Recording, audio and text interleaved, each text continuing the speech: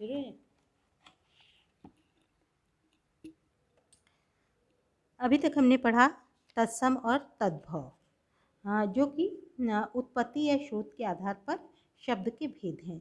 अब हम देखेंगे देशज। तो देशज उसे कहते हैं जो अपने देश से आए हों, अपने देश की लोक भाषाओं से आए शब्द जिनके स्रोत का ठीक से पता नहीं चलता, ऐसे शब्द को देशज कहते हैं। देशज मतलब देश से उत्पन्न या देश में उत्पन्न, जैसे लोटा, खिड़की, तेंदुआ, खिचड़ी, ये सब क्या है, देशीय शब्द है। चस्का, झटपट, गड़बड़, जो कि अपने देश में बोले जाते हैं, जो साधारण बोलचाल की भाषा से प्रयुक्त होते हैं। आगत या विदेशी शब्द। आगत या विदेशी ये होते हैं जो विदेश से आए हुए या तो आए हुए तो आगत हो गए। तो देश में, हमारे देश में हिंदी, अरबी, फारसी, पुर्तगाली, तुर्की आदि विदेशी भाषाओं से भी अनेक शब्द आ गए, क्योंकि वहाँ के लोग आते जाते रहते हैं, तो उनका असर हमारी हमारी भाषा के अंदर आ जाता है। तो इसे हम आगत या विदेशी शब्द कहते हैं। अब जैसे है कि अरबी, तो अरबी में नुकसान, फ़ायदा, मुहावरा, रईस, सलाह या उर्दू के शब्द इनमें हो सकते हैं। फ़ारसी में फ़ौज, आदमी, आसमान, उम्मीद, ये अपनी हिंदी के शब्द नहीं हैं, लेकिन फिर भी हमारी भाषा में, हमारी बोलचाल की भाषा में ये प्रयुक्त होते हैं। तो यह आगत शब्द या विदेशी शब्द कहलाते हैं। वैसे ही तुर्की के शब्द हैं, जैसे तोप, बंदूक, बारूद, और अंग्रेज़ी के शब्द होते हैं कमीशन, गार्ड, स्टेशन। तो इस प्रकार से हमारे अंदर समाहित शब्द, जो कि विदेश से के लोगों से मिलने के कारण, जैसे कि हमारे क्या गाइड आते हैं, हमारे क्या लोग विदेश के आते हैं, हम उन्हें देखते हैं, उनकी भाषा से हमारे अंदर आ जाते हैं। तो इस प्रकार से ये विदेशी शब्द कहलाते हैं। प्रयोग के आधार पर शब्द के भेद।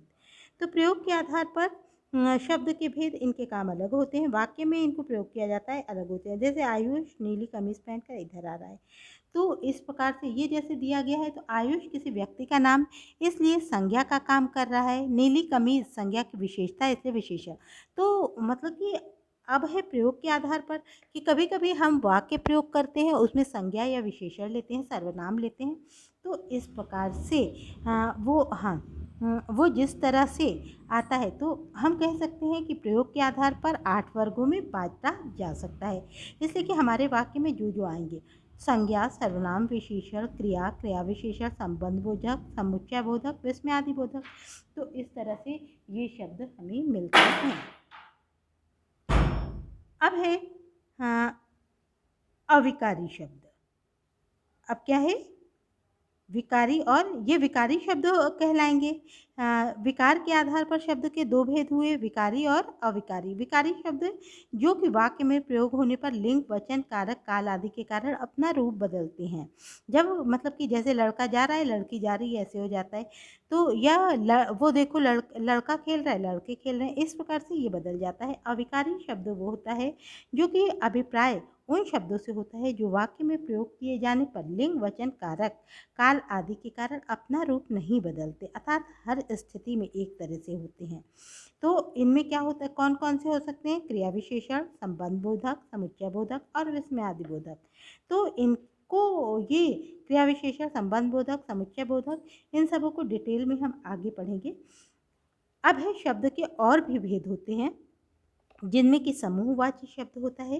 तो समूहवाची ऐसे शब्द होते हैं जो किसी समूह का बोध कराते हैं, किसी समूह का बोध कराते हैं। जैसे कि छत्ता है, तो छत्ते में एक मधुमक्खी तो रहेगी नहीं, तो समूह का बोध कराते हैं। या गुच्छा है, तो अंगूर का हो चाहे चाबियों का, उसमें कई, एक चाबी तो होगी नहीं। इस तरह से गड्डी ताश की या नोटों की पूरी होगी। माला फूलों की हो चाहे मोतियों की हो, लेकिन माला से आशय कई मोतियों का समूह से हो जाएगा। इस प्रकार से समूहवाची शब्द होते हैं। उसके बाद होता है ध्वनि बोधक शब्द। ध्वनि बोधक शब्द होता है कि प्रत्येक जड़ चेतन पदार्थ कुछ न कुछ ध्वनि होती है। जैसे पत्ते की खड़खड़ाने की आवाज़ होती है, कुत्ते की भौंकने की आवाज़ होती है, घड़ी की टिक टिक। इस वजह से ध्वन्यात्मक शब्द भी होते हैं। यहाँ पर चैप्टर हमारा ख़त्म होता है। अब हम इसकी एक्सरसाइज की तरफ बढ़ेंगे। तो इसमें एक्सरसाइज में ठीक है, आपको मिल जाएगी, आप करिएगा। धन्यवाद। और आपको चैप्टर 5 विलोम शब्द अपने आप पढ़ना है और करना है। धन्यवाद।